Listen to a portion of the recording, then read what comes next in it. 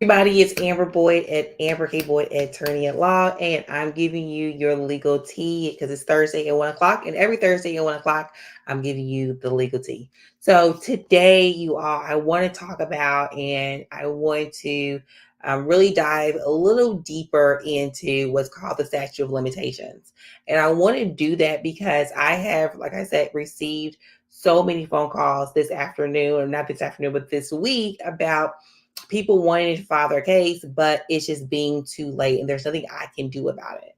And so I want to kind of go over just the laws, right? Like Title 7, the ADA, the ADEA. And I know I'm using all these letters and numbers, but I want to kind of go over that for you all so you guys can get a flavor of if these things have happened to you, then you have a certain set amount of time to file a claim, right?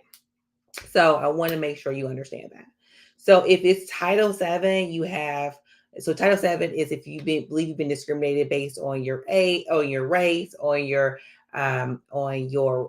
religion, if believe you've been discriminated based on your gender, your color, your sexual orientation.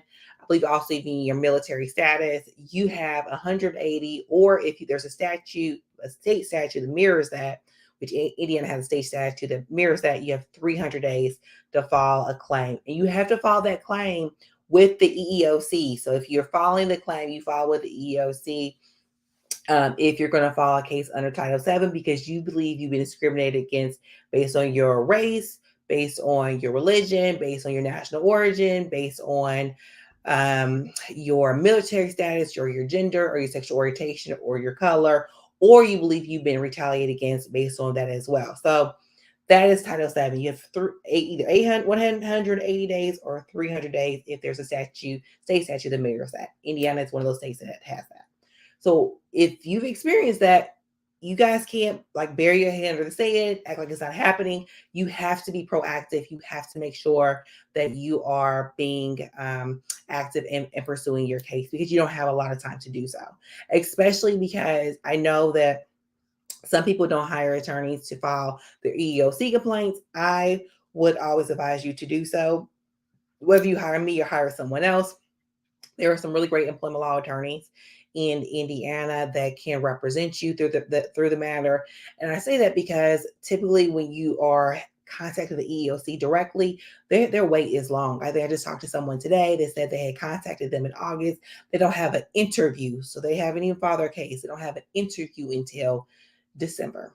Also, it's good a good reason to file a hired attorney at the EEOC phase is whatever you say in the EEOC phase is going to be with you throughout the entire process. So if you say that you are terminated for X, Y, and Z, that's going to be with you even if you file a federal complaint as well, right? Because the EEOC is just a federal agency that you have to file your complaint to first if you're filing under Title 7. So the EOC is unbiased. They're not representing you. They're not trying to get every word right. I love the EOC, love the EOC investigators, but they're an unbiased agency. They're just taking what you say. They're going to look into it. When they're looking into it, they're going to get a position statement from your employer or past employer, and then they're going to look at it and say, "Hey, I don't know if I can really call it, or we can make a determination." And then they're going to give you a right to sue letter. They may do a mediation. Even when you're in the mediation process, I cannot tell you whether or not that, oh, I can tell you that they're not going to be representing you. There's going to be a mediator that's a neutral party.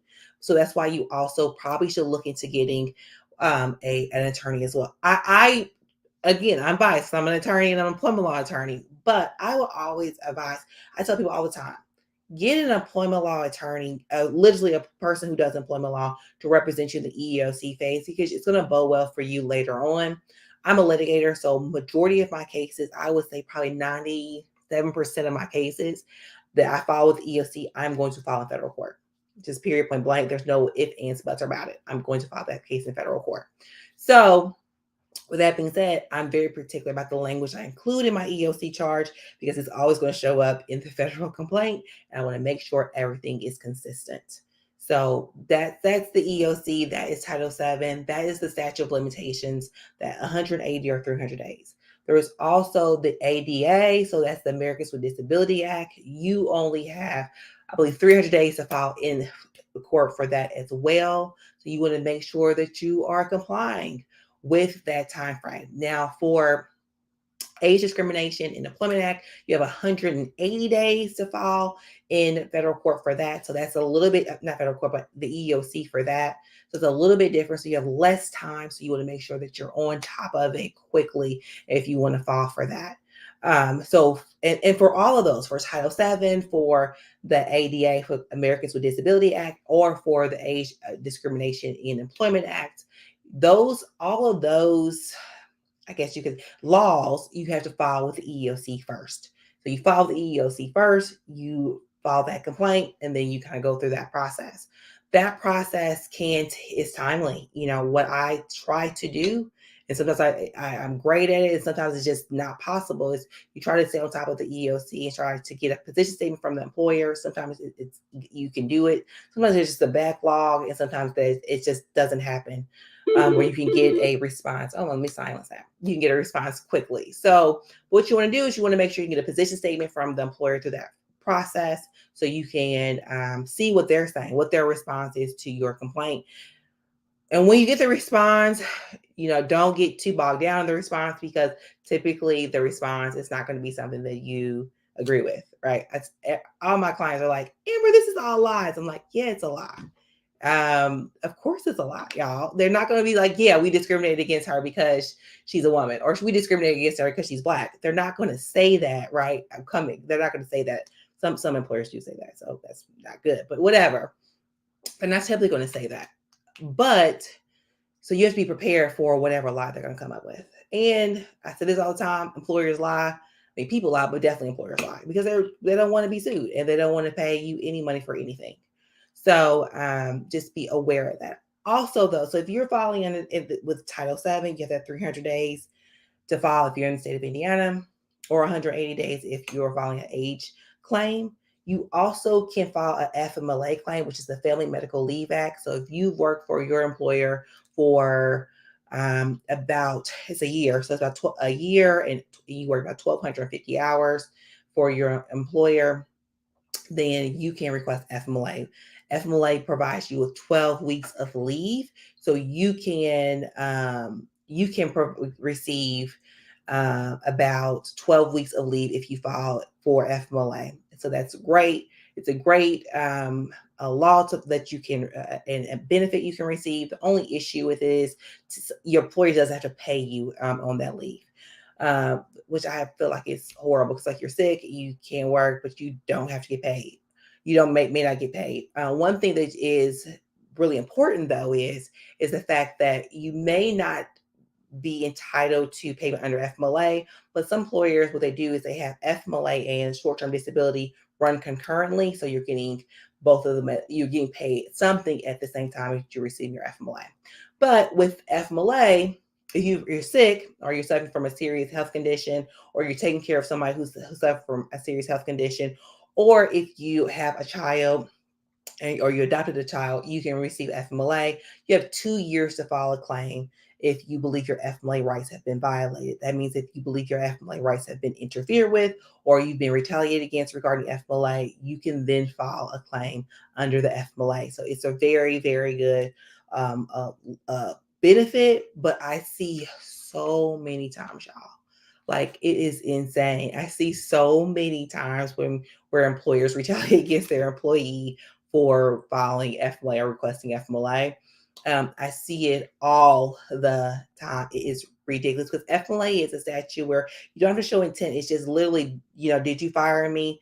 Should I receive FMLA? Did you tell me about my FMLA rights? Because most of the time people don't know they should even receive FMLA. They just know I got sick. I told my employer I was sick, and my employer didn't do anything about it. And then they terminated me because I was sick, or I had a baby, or I had to take care of a close family member. So those things happen as well. But you have 2 years to file an FMLA.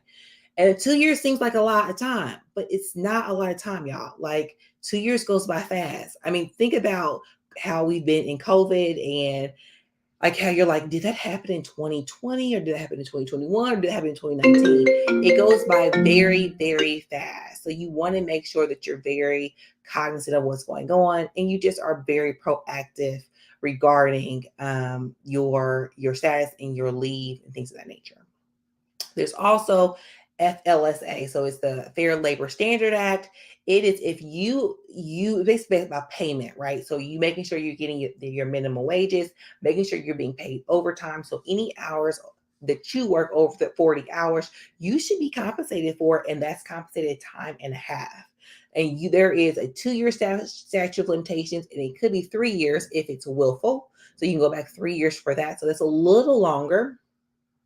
So FLSA is really, really important. It's a statute that you definitely are going to want to know about in regards to your payment. There is so much wage theft by corporations that we are not even aware of all the way, and employees aren't aware of. And some of it's because we do so much direct deposit, so we don't get our paper check like back in the old days, or like I didn't ever really receive a paper check, y'all, because I'm a little younger. But back in the old days, when you received a paper check, you would see your hours, you see the deductions.